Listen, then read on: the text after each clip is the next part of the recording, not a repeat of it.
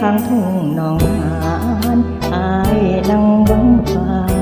คิดทอดแก้วตาเจ้าไปเพื่อ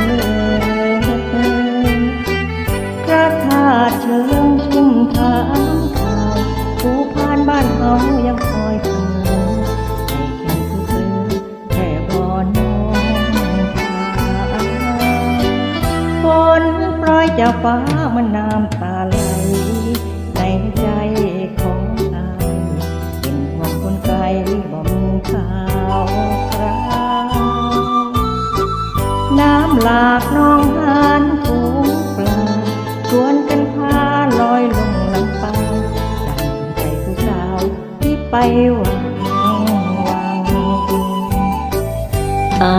ยบ่แม่นผ้าแดงบ่มีมนต์แต่งไปอ้อนไปเว้าให้คนลืมข่าวที่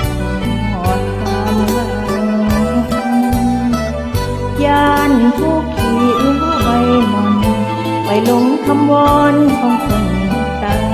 ย่านเขาเด็ดน้ำไปพ้นน้ำฟ้างามยามแรงข้างทุ่งหนองหานเป็นปีโศกส่งใจกับนกไปบอกคนง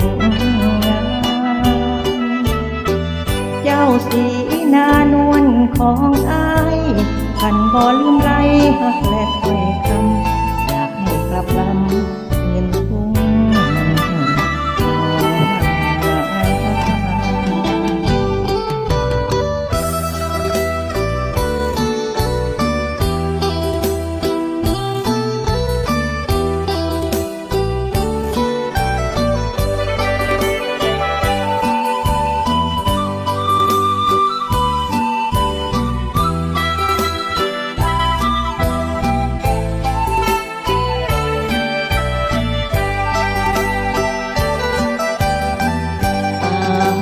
บ่แม่น